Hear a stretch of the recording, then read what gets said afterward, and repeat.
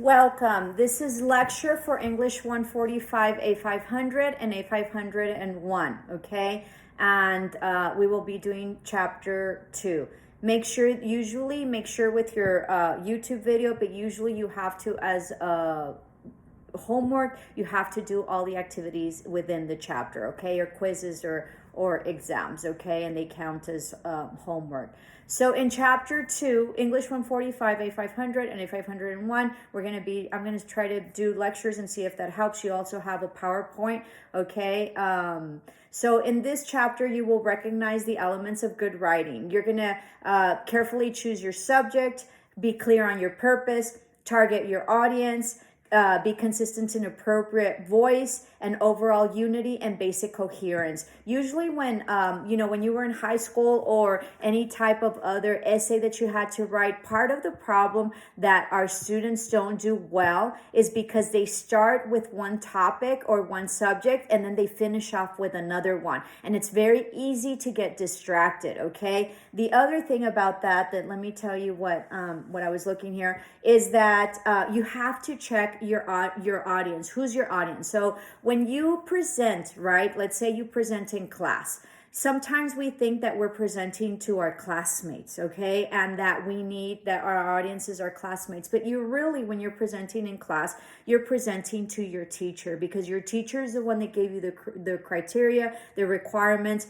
and they will be giving you your grade. I'm so sorry, I have braces, so I get a little dry. So they give you your grade. So even though it looks like your audience is your teammates and your classmates, they are not. Your audience is your teacher. So if you do not understand who your audience is, you could miss the whole objective of who you're writing for or who it is that you are speaking to, in case you have an audience, okay? Because you could very well, when I was in school, right, and I was a principal, I had to understand who my audience was. If it was my parents, right, my students' parents, then my vocabulary had to be adjusted and I had to be able to explain a lot more things about our programs and in a vocabulary and, words that they could understand, just like medical terminology, right? You guys know a lot of words that I don't because I'm general ed. So you all have a vocabulary that I don't. So when you speak to me and you reference medical terminology, I don't know what you're talking about, although I've learned here because I'm in school, so I've learned about vitals and drawing blood. I used to say when you take blood out, you don't say that, right?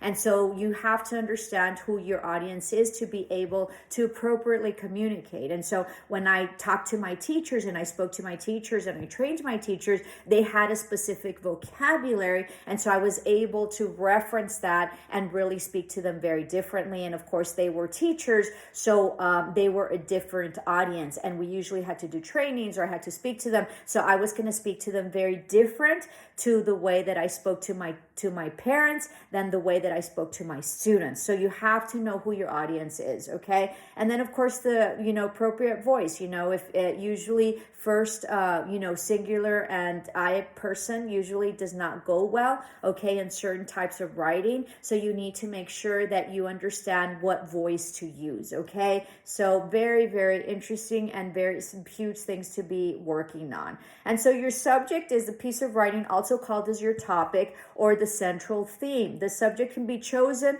by the writer or assigned by someone else. I mentioned these and we made a whole video, the English department, on a paper review, okay? Because once you go into nursing and you're going to a higher education or a different degree or a different certification, then you need to apply, and sometimes you do need to do a paper and it has to be APA. So there will be a whole video on that can teach you that. And so in that, I mentioned, because we had to do this video, the English department, on how it's so important to pick your topic or your subject, okay? So your teacher's going to give you your requirements, and so as long as they're within the requirements, but I recommend that you immediately, and don't wait, you immediately do research to see that there's enough research on the topic or the subject matter that you have chosen. If there is not enough research and there's not enough resources that you can use in order to back whatever it is that you're saying, or reference it or cite it, then go back and choose another topic and another subject matter, because it's just much easier, because it will, even though you might have to start again, it will save you a long time in the process, because once you get to like maybe the middle of the paper and you're ran out of resources or references or citations or topic, then it is detrimental. And when I was in college, we didn't have any computers and we didn't have internet. It was a long time ago. And so you'd get to, you'd go to the library, get one book, and then they had the other book checked out. It was a hot mess. So sometimes, and I learned the hard way, that it was just better to drop that subject matter and just pick another one, even if you had to start over. So be mindful that your subject matter is important and that you choose it correctly, and put in the time to research it before you even start your project, to make sure that you have enough citations. Now it's internet, so you have more access. It's not like somebody, checked out a book and you're going to be missing half of your resource, right? Or your reference. But there might be a subject matter that is not appropriate in terms of having to do the citations that you need to do. Sometimes, teachers give you like, bibliography of 10 citations or 10 references or whatever. And so make sure that you have that appropriate. And then the purpose, the writer's intention. What is your purpose? What is it? Is it a persuasive? If it, is it an informative?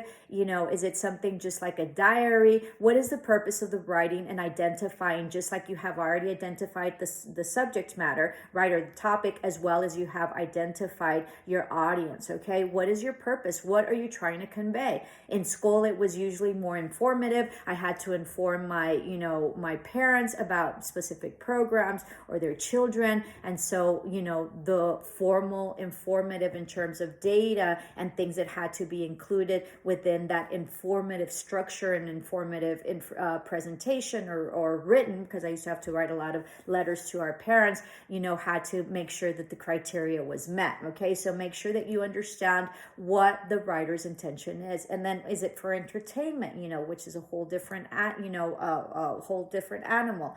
And then, information, is it informational, present a presentation of facts, illustrations, narrations, description, process, comparison and contrast, cause and effect, definition of analysis. So what is it that's going to be included in your informational, if you're going to do an informational? The other one could be a persuasive and argumentative, right? Are you trying to persuade somebody based on whatever it is that you're presenting and trying to persuade them a different way? Or are you trying to argue, right? Make an argument that maybe whatever it is that's being presented is not appropriate based on the data that you've given, so you're trying to make it argumentative. Okay, so those are the different types of things that you can have. And then we already discussed audience, who is your intended reader, okay? And it is very important and crucial for you to identify your audience, because it is very easy to confuse them, as I mentioned in the previous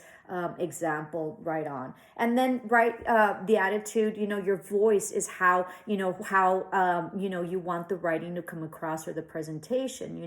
The voice reveals an attitude towards the subject matter. Voice reviews an attitude towards the audience, and an experienced writer knows how to choose an appropriate voice, one that fits the purpose of the writing. Okay, so like an example that they give here is cooking instructions on a box of rice are unlikely to carry any indications of voice, because you're just reading, the instructions, right, per se. And then formal writing, is it going to be in the third person? He, him, she, her, it, or they, right? And usually that's a formality. Usually you don't use I, because it's not usually proper in a formal writing. Maybe for like a diary or something very informal, you could be, right? Less formal writing for second person is you or you. And then, there's an activity here that you have to do. I think there's 7 activities within the chapter, so make sure that you read those and you get them done. Usually that's the homework, but make sure with the YouTube video that that's what I assigned, okay?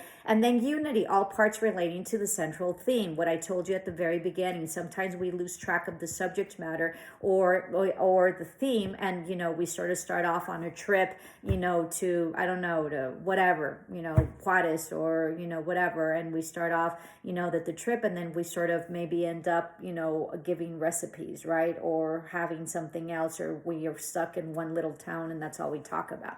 So make sure that there's a unity of the whole writing process, and make sure that it all collaborates, and that whatever it is that your first paragraph started with, which introduces your theme and your subject matter, usually then your last paragraph is a conclusion of that. The other thing is that, usually if you are in a hurry to read, right, your first sentence will be an introduction to the paragraph, and then your last sentence of the paragraph will be a transition in order to go to the next paragraph. So sometimes when you read those, then it'll be faster and quicker. If it's something that you have to really internalize and know, then that's not going to work. And then of course the body of the paragraph, the middle is going to give you the meat of it. Okay, so if you're in a hurry and you're not being tested on it, just to get an overview, that's how you can do it. The body of the paragraph also gives you details, so if you don't necessarily need the details and you just sort of need to breeze through it, it's sort of like when I read periodicals, articles or newspapers or whatever, and I just sort of don't want to read the whole thing because it's for entertainment for me, then I just sort of breeze through the main topics and then figure out what the paragraphs are for, and then move along. And then so you need to make sure that there's unity in that, okay, and whatever it is that you're writing or presenting. And then coherence. Is it clear, logical progression of thought, or is it rambling? That's why brainstorming and webs are very good, or outlines, right? To be able to make sure that it's sequential, make sure that it flows, in a very progressive, logical, chronicle manner, right? In order for the reader to be able to keep up and understand clearly what it is that you're trying to state and communicate. And then repetition of words, be sure that you sort of change that, notice what the sentences and what the structures are, and that's where vocabulary enhancement and expansion really comes in. And then using synonyms and pronouns to refer to key words, so that always helps as well for the repetition. And then transitional expressions are very, very important within your sentence structure and within your paragraphs. Be mindful, if you learned Spanish first, transitional phrases are sometimes very difficult, okay, to be able to really grasp and understand. Also, if you are a second language learner, which means that English was your second language, if you learned in another language, there might be some kinks and some differences in terms of writing. And when you write in Spanish, there's a lot of run-on sentences in Spanish, and that is formal and that is accepted. In the English language, run-on sentences are not accepted, and it's grammatically incorrect. So if you learned how to read Spanish first and write Spanish, you're going to transfer the run-on sentence onto your English. So you have to be mindful that you catch the run-on sentences and that you break them off into sentences and complete sentences instead of making it one long run-on sentence. So little things there that you have to watch if you're a second language learner, okay? And then writing for success, delegating more tasks to other family members, if that's what it is, or postponing some personal matters until after graduation. What are the ways to be successful students manage work, school, and personal life, right?